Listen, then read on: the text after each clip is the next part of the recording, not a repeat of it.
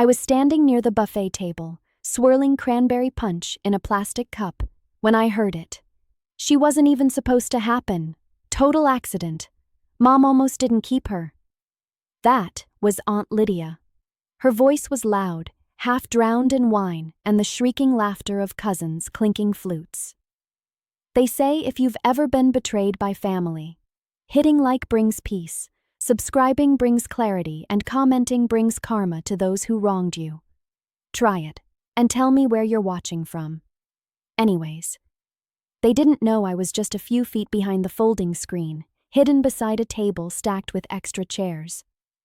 I had ducked away to get a moment of air, to avoid the relentless small talk about weddings, promotions, baby bumps. I'd told myself I was just stepping away, not hiding, not avoiding, just breathing. But then that voice cut through the noise like a blade. "What?" one of the cousins whispered. "Haley, I think." Aunt Lydia laughed. "I mean, come on, everyone knows it. Donna already had Logan and Rachel. She was done. Then bam, whoops, surprise baby. I remember she was devastated." Someone else chuckled awkwardly. "Well, she turned out okay, I guess?" Aunt Lydia scoffed. "Sure, but you don't plan a kid like that. She was a mistake, an extra mouth. That's just facts." My breath caught so fast, I thought I might choke. That's how they saw me? Not just now, always. All those quiet moments over the years, the little silences when I walked into a room, the way no one ever remembered my birthday, or how the family newsletter somehow never mentioned my name.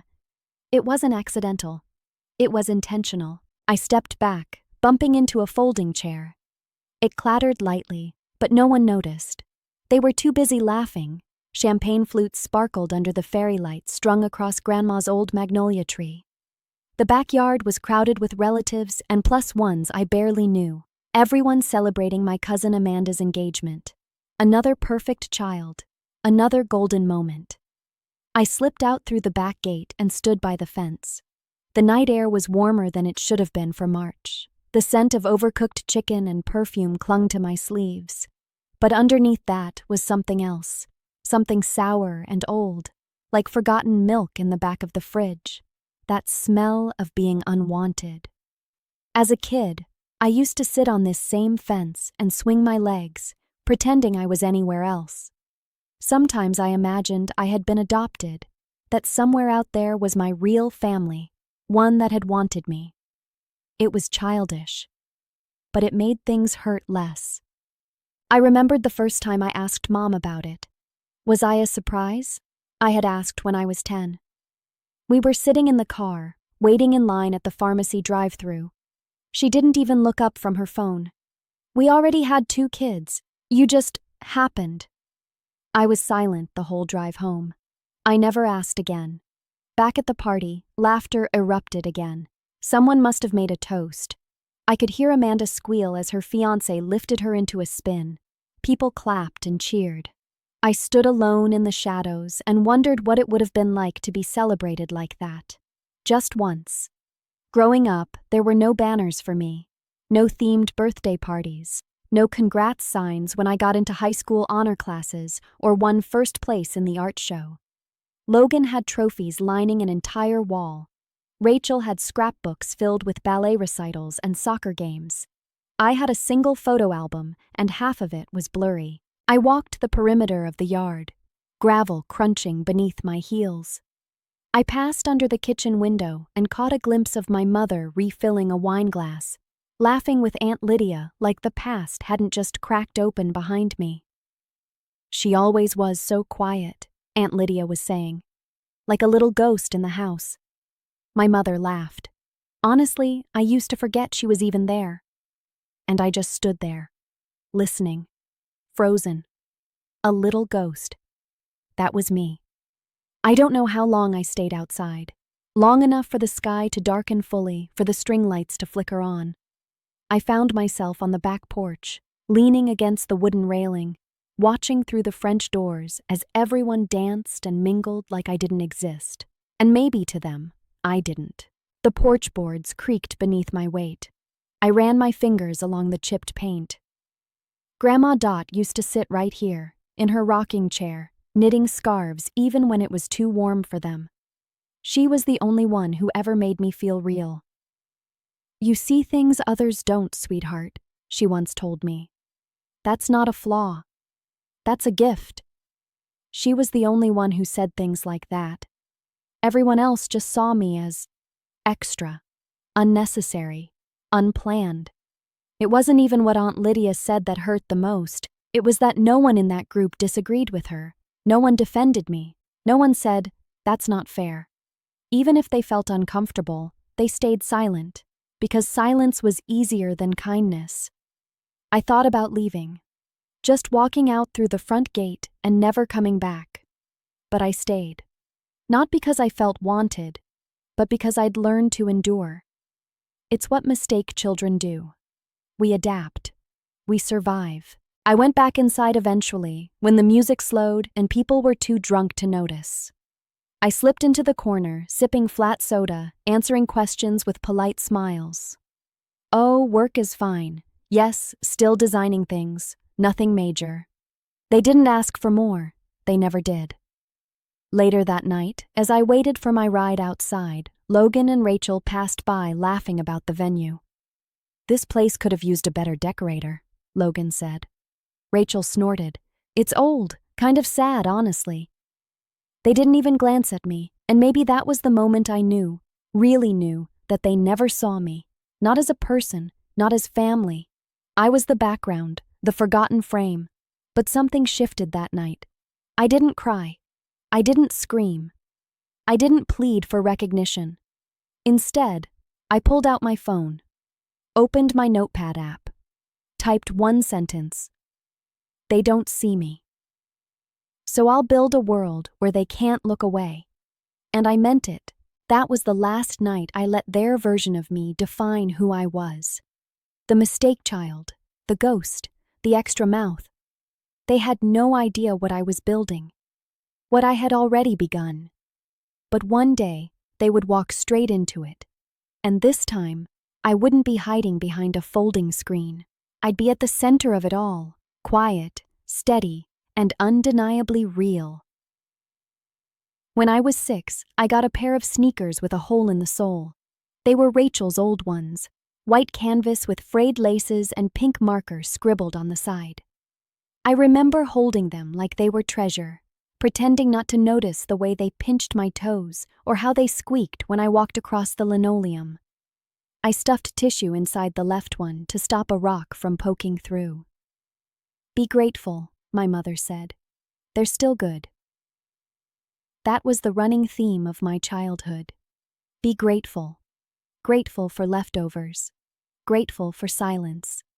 Grateful for not being forgotten entirely. Everything I had was passed down. Clothes, toys, even books with Logan's scribbles in the margins. One Christmas, I unwrapped a puzzle missing 5 pieces. I was 9. I smiled anyway. Rachel had ballet lessons, sequined costumes, and makeup kits with her initials engraved on the lids. Logan had football camp, video games, and a telescope he got just for mentioning astronomy once at dinner. I had a shelf in the hallway closet that I called mine. It held a sketchbook I bought with chore money and a pencil tin I never let anyone touch. When I turned 11, my birthday landed on the same weekend as Rachel's science fair. I remember coming downstairs in my best dress, a hand-me-down, of course, with a ribbon I had tied myself, only to find the kitchen empty. "We'll do something next weekend," my mother said. "You understand, right?" And I did. I always did. At school, I kept my head down. I was smart, but I learned not to raise my hand too often. Every time I did, the other kids would glance at my clothes or the off-brand lunchbox and smirk. Teachers praised me, but nobody asked me about myself. No one ever said, "You have a gift." No one said, "What do you want to be?" Except once. In 7th grade, Mr. Klein handed back my art project, a cardboard model of a treehouse community. I'd stayed up 3 nights working on it, using popsicle sticks and scraps from cereal boxes. "You've got an eye," Mr. Klein said. "Have you ever thought about architecture?"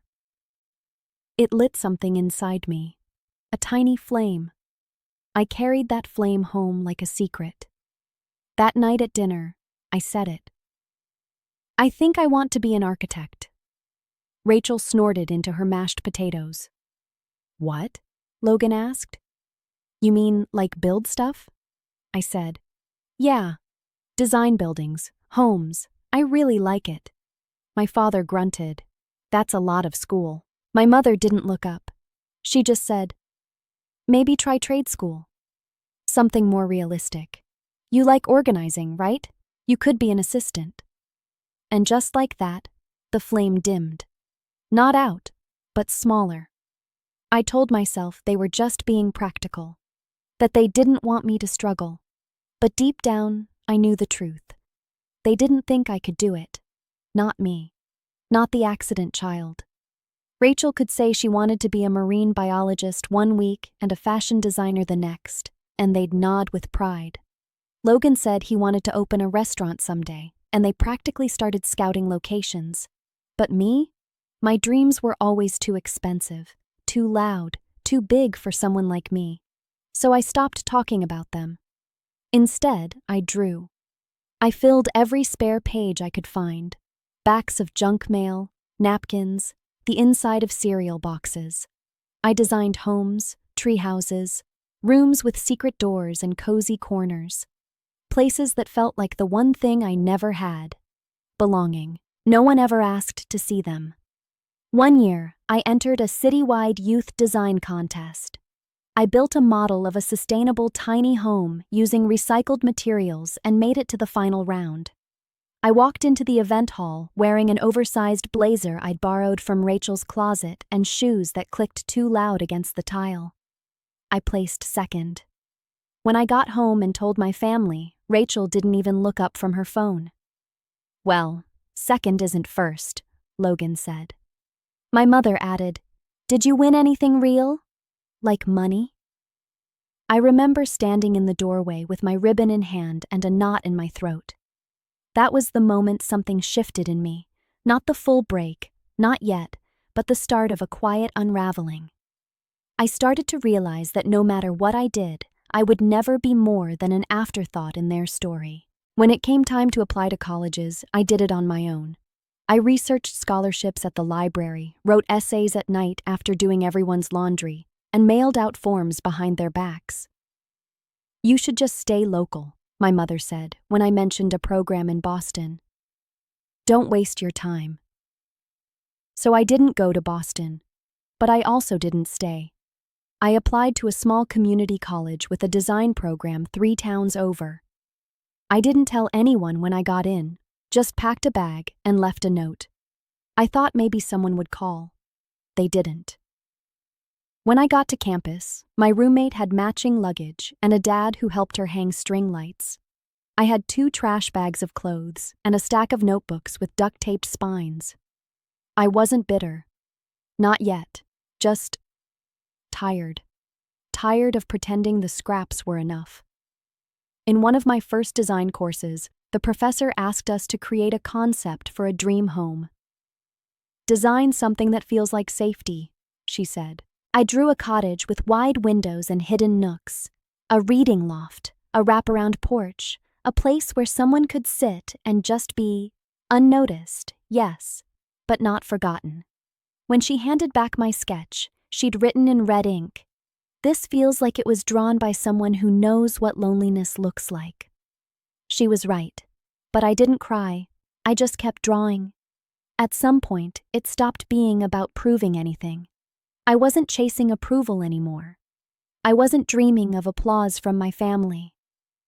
I just wanted to create spaces that felt like the opposite of my childhood. Not cold, not hand-me-down. Something warm, something mine. And though I didn't realize it at the time, that was the moment I stopped accepting the scraps. It didn't happen all at once. It took years of silence, of saving, of making mistakes and starting over. But that little girl who stuffed tissue in her shoes and smiled through half-birthdays? She didn't vanish. She evolved. She grew teeth. She learned to stop asking for a seat at the table and started building her own. And someday, they'd see it. They'd walk through a door I built, stand under a roof I designed, and have no idea who made it feel so safe. But I would. And that would be enough. I left the house on a Tuesday morning, and no one even looked up. Rachel was arguing on the phone in the kitchen. Logan was sprawled on the couch, laughing at something on TV. My mother was folding laundry, humming to herself. I had my duffel bag slung over one shoulder and a grocery bag filled with sketchbooks in the other. I paused in the doorway, waiting for someone, anyone, to ask where I was going. No one did. So I walked out the front door. Quietly. Without a fight. Without a goodbye. I was 19. The apartment was in a rough part of town, peeling paint, narrow hallways, a roommate I found through a bulletin board at school. Rent was cheap, the hot water was moody, the neighbors played music so loud the floor vibrated. But it was mine. The first night, I sat cross-legged on a mattress on the floor, eating instant noodles and staring at the cracked ceiling. I should have felt scared, but I didn't. I felt free. I got a job as a barista at a cafe 2 blocks away, then another job as an office assistant at a dentist's office. My shifts overlapped. My schedule was taped to the wall in color-coded blocks. Mondays and Wednesdays were for night classes. Fridays were double shifts. Sundays were for laundry if the machines worked. No one called. No one asked how I was doing. That silence that used to sting. It became a kind of fuel. I didn't have time to cry. I didn't have time to feel sorry for myself. I was too busy surviving. My fingers were always sore from writing, sketching, typing, serving, scrubbing. My eyes burned from lack of sleep. But my notebooks were filling up. My lines were getting cleaner, my ideas sharper. One day after class, my professor, Ms. Lane, pulled me aside. Ms. Lane said, "You have a strong spatial sense. Where did you learn that?" I replied, "Nowhere. I just see things." She looked at me for a long moment and then said, "Keep going. Don't let the noise drown it out." So I kept going. I got my first real internship with a design firm that barely had a website. It was a cramped studio run by a husband and wife duo who argued about everything, but they taught me how to draft blueprints, how to pitch to a client, how to talk like I belonged in the room. I'd wake up at 4 a.m. to open the cafe, scrub cappuccino machines until my fingers wrinkled, then run to the studio by 9. At night, I took online courses in sustainable building.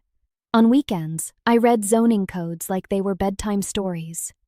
I wasn't trying to prove anything. I just loved it. The lines, the logic, the quiet power of transforming a space.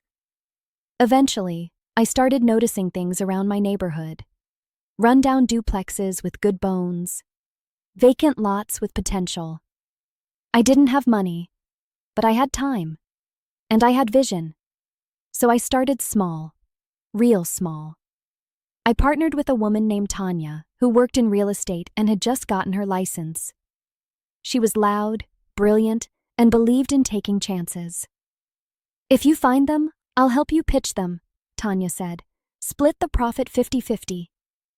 We bought our first house for next to nothing. It had water damage, a sunken porch, and rats in the walls. I spent every spare second fixing it, learning as I went. YouTube tutorials, forums, begging contractors for advice. We flipped it in 4 months. Profit was modest, but it was profit. I reinvested every cent. Then came the second property, the third. A duplex I gutted myself over the course of one humid summer. I showered at gas stations and wore the same pair of paint-splattered jeans until they fell apart. My hands were blistered, my knees were bruised, but I was building something, brick by brick. I met Mr. Reyes at an open house for one of our flips. He was in his 60s, wore thick glasses, and walked with a cane. I assumed he was another nosy neighbor.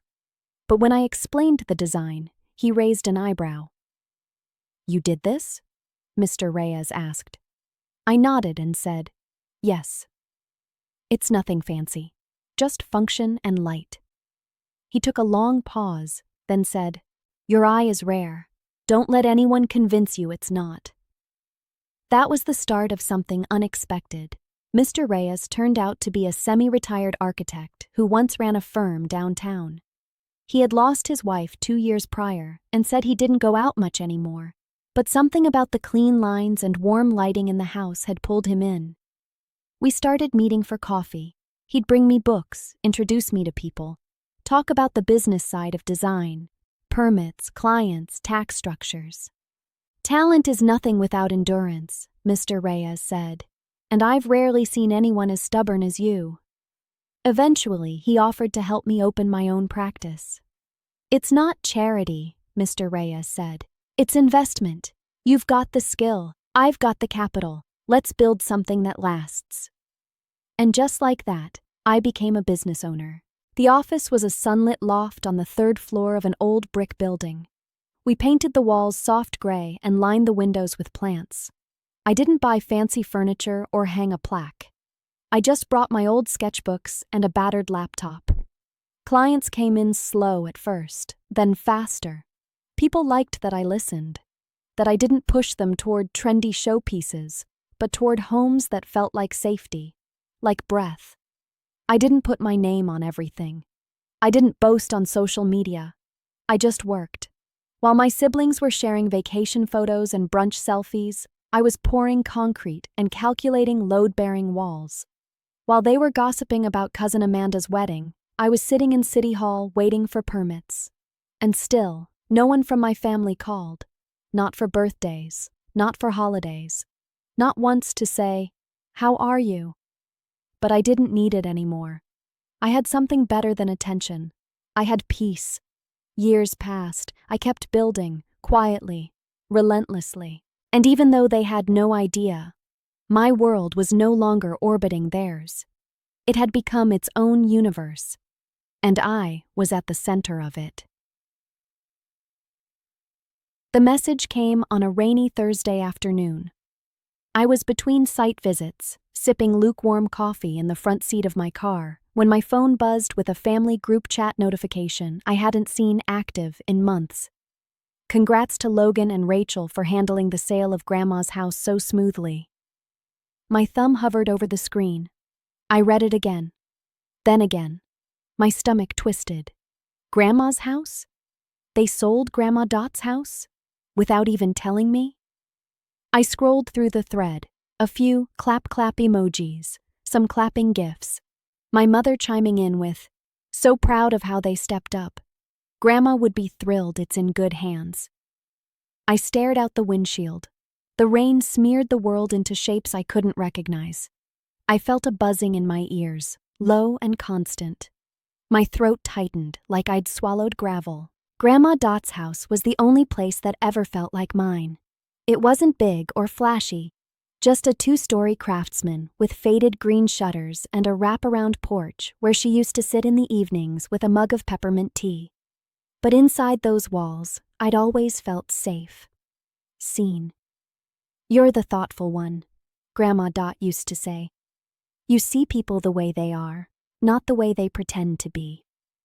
She'd let me help her rearrange furniture and hang wind chimes. She kept my sketches on the fridge. She made my favorite soup on my birthday, even when everyone else forgot. That house held the only warmth I remembered from childhood, and now they had sold it, without me. No call, no text, no email. I wasn't surprised. But I was angry, furious. I opened my laptop in the car and pulled up the county property records. My hands trembled as I typed. It hadn't updated yet. No transfer of ownership. That meant the sale wasn't finalized. Not yet. I checked the listing on a real estate site. It was marked pending. That gave me a narrow window. I scrolled to the agent listed and felt a jolt in my chest. I knew her, Samantha Gibbons. We'd met 2 years earlier at a networking brunch for women in development. She'd admired one of my projects and we'd kept in touch, occasionally sending each other referrals. I hit call. "Samantha Gibbons," she answered, her voice bright. "This is Sam," I said. "Hi, it's me. I just saw the pending listing for 218 Sycamore," Samantha replied. "Oh wow, small world. Yeah, we've got an offer in. It's not closed yet though. Want me to add you to the list for backup offers? I said, no, I want to buy it. I'll pay cash, no contingencies. Above asking. There was a pause on the line. Samantha said, You serious? I replied, Dead serious. I'll wire the deposit today. We agreed to a figure. 10% over asking. I had the funds. I always kept an emergency acquisition fund liquid. I never thought I'd use it for something this personal. Samantha said, I'll let the sellers know. Since it's still pending and nothing's signed, they'll probably go with your offer. Higher cash trumps mortgage any day. She didn't know the full story. That the sellers were my own siblings. That they'd shut me out of the decision like I didn't exist. Like I hadn't spent every summer in that house, painting birdhouses with Grandma, baking cinnamon bread, lying under the fan on hot days sketching floor plans in spiral notebooks. I remembered the night Logan broke the porch swing during a party, and Grandma Dot yelled for everyone to go home, but then turned to me and whispered, You can stay. I remembered the smell of her hand lotion, the soft hum of jazz music she played in the evenings, the creaky stairs, the stained glass window she loved but never could afford to repair. This wasn't just real estate, it was legacy, and they tried to erase me from it. By Friday morning, the deal was signed. By Monday, the house was mine. I didn't tell anyone. I didn't post about it. I didn't gloat. I just drove there alone. Pulled into the cracked driveway, got out and stood in the cold morning air, staring at the house that had raised me more gently than my own parents had. The paint was peeling. The garden was overgrown. The porch swing was gone. But I was home. I walked up the steps with my keys in hand and unlocked the door. The scent hit me instantly. Dust, wood, faint traces of lavender. Like time had folded in on itself. I didn't cry. I just stood there, letting the silence wrap around me like a familiar blanket. Later that day, I found the last note Grandma had left me, tucked in a drawer in her old writing desk. It was on a floral note card, faded with time. You have more kindness in you than they'll ever understand. Never stop creating. Grandma Dot. I sat in her chair and stared out the window. They thought they could take this from me. That I wouldn't notice. That I wouldn't matter. But I had built an entire life out of being underestimated. And now I owned the house they didn't think I deserved. I was no longer the ghost child peeking in through the window. I was the owner of the home. Quietly. Powerfully, and they would find out, soon enough. The house looked different that day. Months had passed since I bought it. I'd made only subtle changes, refinished the floors, repainted the porch rails, replaced the rusted fixtures, but the bones were still the same. Grandma's soul lingered in the walls, in the corners that caught sunlight just right, in the whisper of the floorboards that creaked exactly where they always had. The family didn't know I owned it. They thought some faceless developer had bought the house, that it had been flipped and listed as a private venue, easy enough to believe, since I had registered it as a holding company for my design firm. I hadn't advertised it for rent, but when Amanda's fiancé's parents reached out through a mutual contact about hosting the engagement party there, I said yes. Through a proxy, of course. It was too perfect an opportunity, so now, on a golden Saturday afternoon, I stood behind the upstairs window curtain, hidden in the shadows, and watched them pull into the driveway. First came Logan in his silver SUV. He stepped out in a crisp blazer, looking around like a landlord inspecting his old property. Logan said, "Man, this place should have stayed in the family. Shame we couldn't keep it." I didn't move. Rachel followed close behind in a champagne-colored dress and stilettos far too tall for the porch steps. She wrinkled her nose at the potted plants I'd added by the railing. Rachel said, "I still can't believe we lost it, and to some greedy flipper no less." Logan replied, "Yeah, whoever bought it jacked the price. No soul left in it now." The irony made me grip the windowsill until my knuckles went white. I watched as my mother arrived, kissing cheeks and waving like a queen. She walked right past the hydrangeas I'd planted, Grandma's favorite, and didn't even notice. But may the ademinated for ord center the set of national to Noah seti for hard buildingins, may the ademinated and finally properties. But the ademinated for Don research story Amander said in him, they simply might gain find my dead and find my shaper from my oath of and during dead. I walked down the hallway slowly, taking in the scent of lavender and wood polish. The upstairs hallway light caught the curve of a framed photo, Grandma Dot, sitting in her garden, smiling at something just out of frame. I touched the edge of the frame briefly before heading toward the stairs. As I reached the top step, I paused. I could hear them. Rachel said, "This wallpaper is so outdated. I mean, who keeps this stuff?" Logan replied, "It's probably some designer trying to be charming. Looks old to me." My mother added, "Still, I'm glad they let us rent it, even if it's not ours anymore." I started down the staircase. The first heel clicked softly on the wood, then the second. The chatter didn't stop, until it did. By the time I reached the third step, I felt it, eyes turning. By the fifth, silence. A hush fell across the room like a dropped sheet. I took my time, one step at a time. Calm, steady. Amanda stood by the fireplace, mid-sentence, mouth still open. My mother blinked twice. Logan straightened, frowning. Rachel narrowed her eyes. I reached the bottom of the staircase and let the silence hang. Rachel said, "Sorry, who invited you?" I looked at her, not unkindly. I replied, "I didn't need an invitation."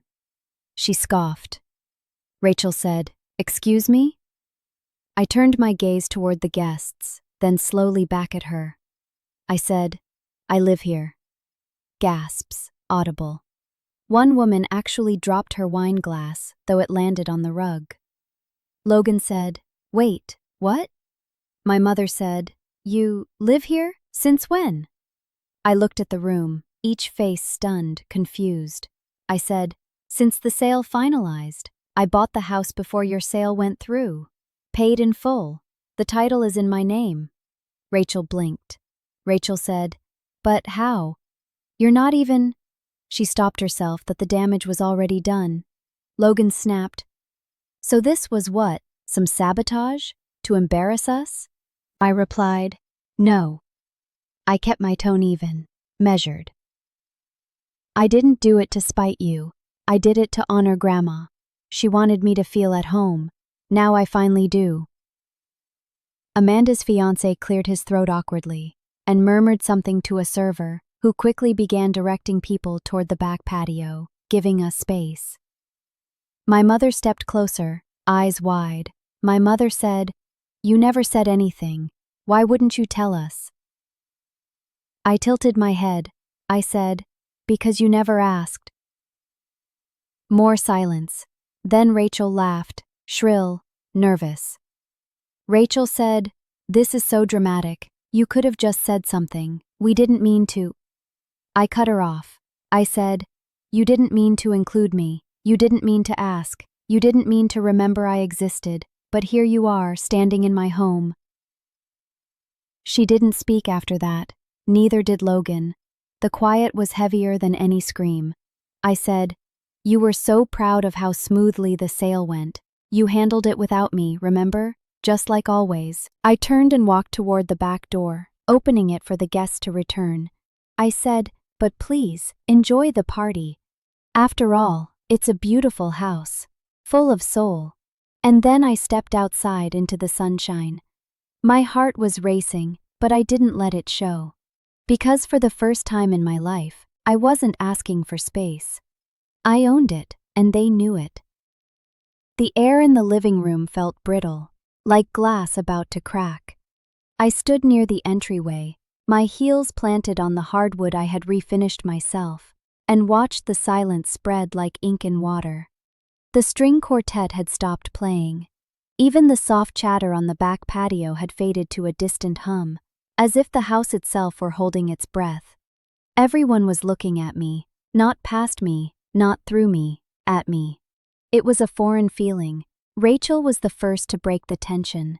She tilted her head, her expression twisted with confusion and something sharper underneath. Disbelief, maybe, or fear. Rachel said, "Sorry, who invited you?" I kept my hands at my sides, voice steady. I replied, "I didn't need an invitation." She blinked. Rachel said, "What's that supposed to mean?" I looked around the room, at Logan, whose jaw was clenched so tight I could see the muscle twitching in his temple, at my mother, whose fingers trembled around the stem of her wine glass, at Amanda, whose eyes darted between us like she was witnessing a car crash in slow motion. And then I said it. I said, "I live here." A gasp rippled through the room, audible, sharp. Logan said, "What the hell are you talking about?" I took a slow breath. I replied, "This house, Grandma's house. I bought it before the sale went through. I paid in full, no contingencies, titles in my name." Rachel said, "That's not possible. We already had a buyer." I replied, "You had a pending offer. Nothing was signed. The agent hadn't filed. I saw the listing, called her directly, and made a better offer. Cash." My mother stammered, "Why wouldn't you say something?" I said, "Because no one told me the house was even on the market." I let that sink in. No one argued. They couldn't. I continued, "You sold the only place I ever felt loved.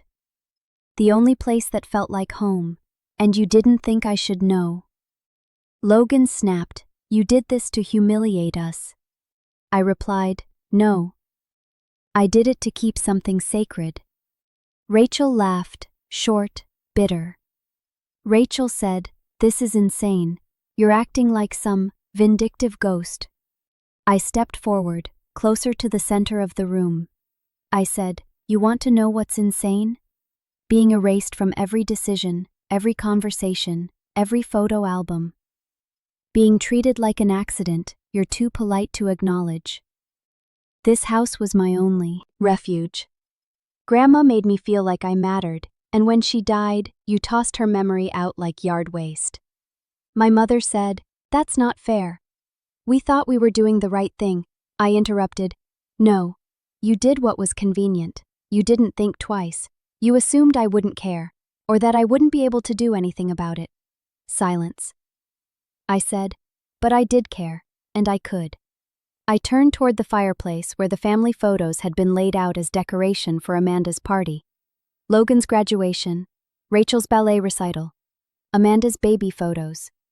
All smiling in silver frames, none of me. "Of course," I said. "I didn't buy this house to make a statement. I bought it because I wanted to preserve something that mattered.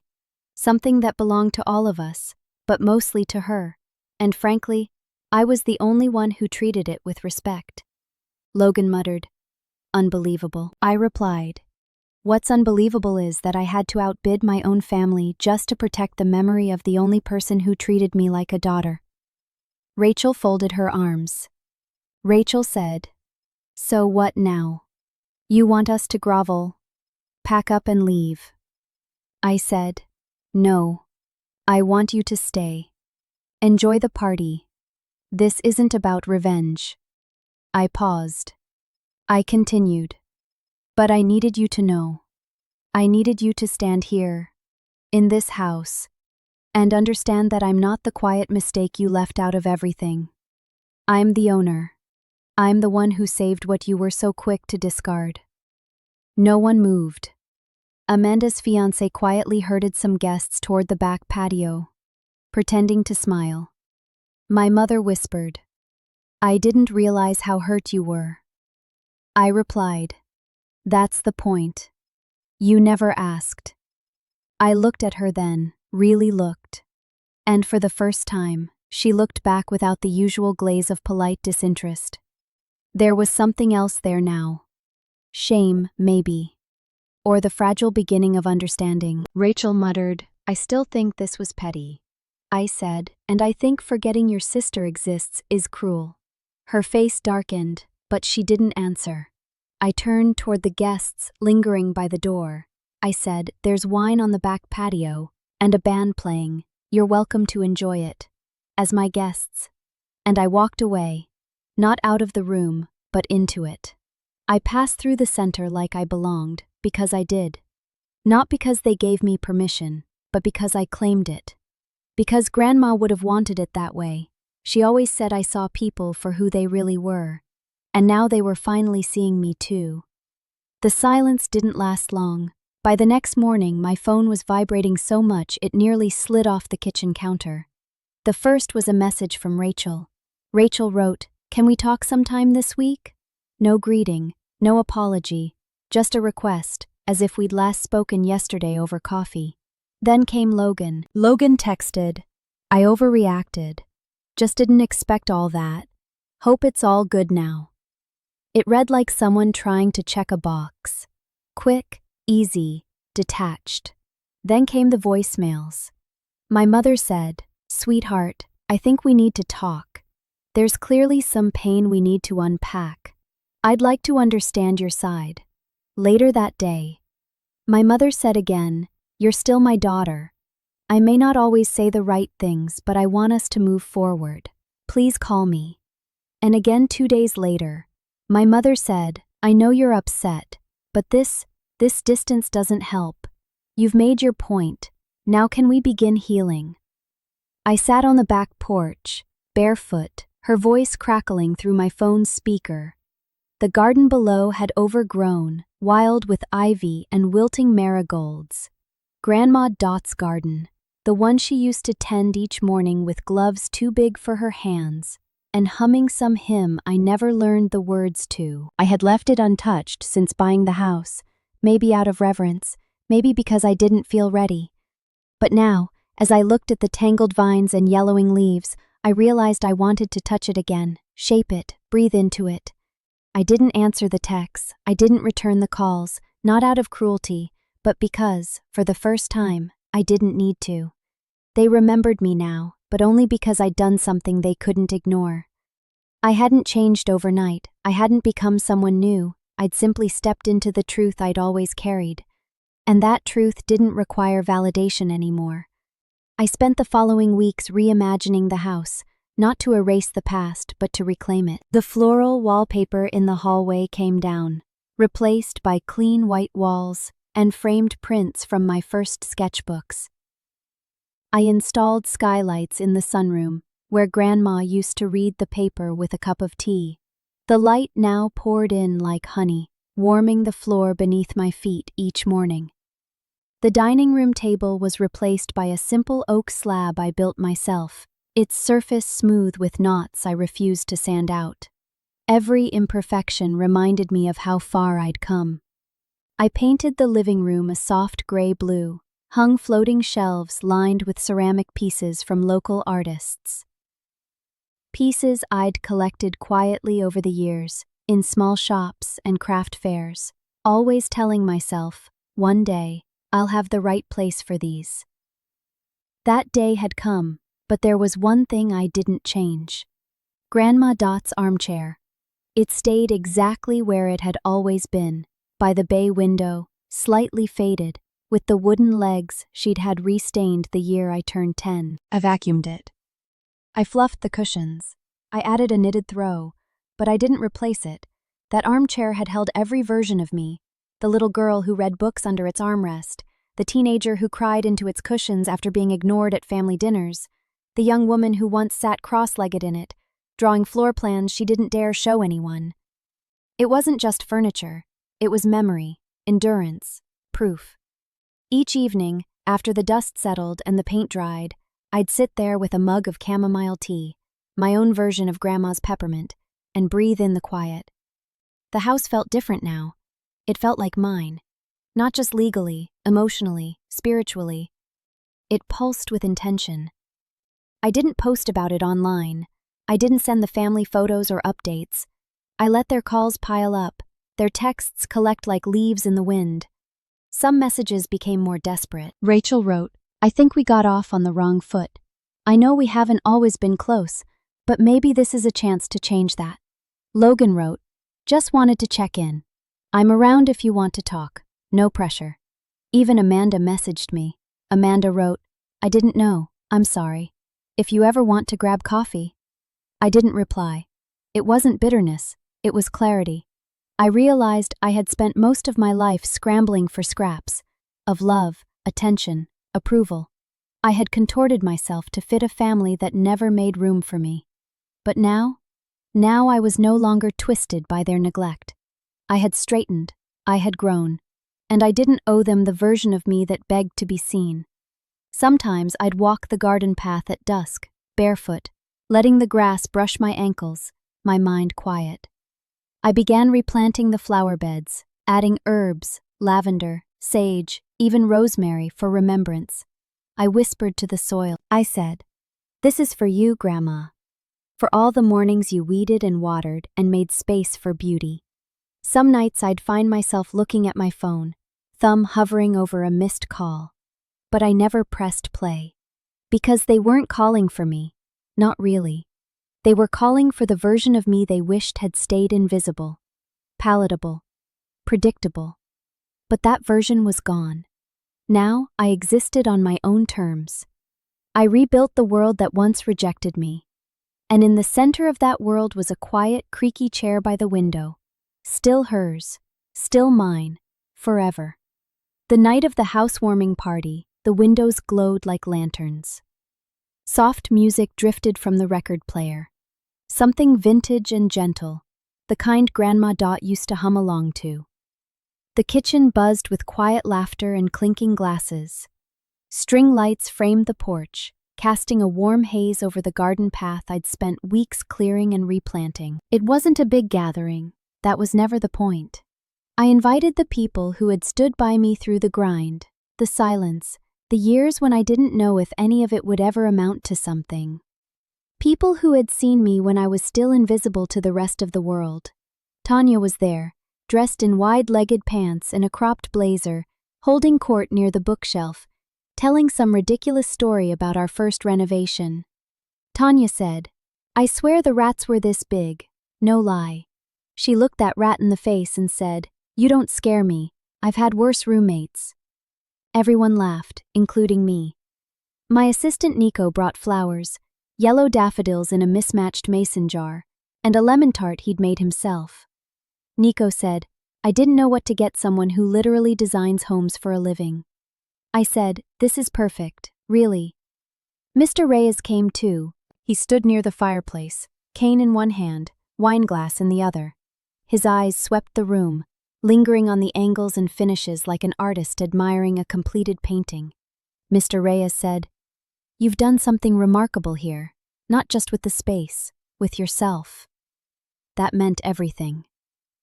Later in the evening, I stepped into the center of the room and tapped my glass gently. The room quieted, people turned. I wasn't nervous, not like I used to be when speaking out loud made me shrink. Tonight I stood tall, whole. I said, "I just want to thank you all for being here tonight, not just to celebrate the house, but to celebrate the journey it took to get here." I paused, eyes scanning the faces of people who had chosen me. I continued, "I grew up believing I was a mistake, that I was the accident child, the one no one planned for, no one made space for." The room held its breath. I said, "But everything I've done since then, every floorboard I've laid, every blueprint I've drawn, every hour I spent building something out of nothing, it proves otherwise." I said, "I'm not a mistake, I never was." Applause followed. Not loud or wild, just warm, real, the kind that settles into your chest and stays there. We toasted, we ate, we laughed late into the night. But at some point, I slipped outside, barefoot on the cool porch, the cicadas buzzing like a lullaby. I sat on Grandma Dot's armchair. The fabric was still a little worn, still held the faintest trace of her lavender sachets. I pulled out a letter from the small side drawer in her writing desk, one I hadn't read in years. Folded carefully, addressed in her handwriting. It wasn't long, just a page. I'd found it after she passed, tucked in a tin with loose buttons and an old brooch. Her voice echoed in my head as I read. "My darling, you may always feel like you came into this world sideways, like the road bent around you and never let you walk it straight. But I see you. I've always seen you. You build things the way you wish people built love, slowly, with care, and never forgetting the cracks. You take what's broken and make it whole. They may not understand that now. They may never. But you're not here to be understood. You're here to create. I hope one day, this house becomes yours, not because of blood or inheritance or fairness, but because it belongs to the person who treated it with soul. I love you. You are not a mistake. Dot. I folded the letter carefully, placed it back in the drawer, and looked out into the garden. From the porch, I could see a pair of headlights slowing down at the curb. A silver SUV. Logan. He didn't park, just slowed, looked, then kept driving. A second car followed. Rachel's, I think. Same pattern. A glance, a pause, then gone. They didn't stop, they didn't come in. And that was okay. This party wasn't for them. It never was. I leaned back in the armchair, exhaled slowly. The breeze carried the scent of rosemary and lemon balm. I closed my eyes and let the silence settle around me like a warm quilt. I said to myself, they may always see me as a mistake. I opened my eyes and smiled. I continued, but I don't.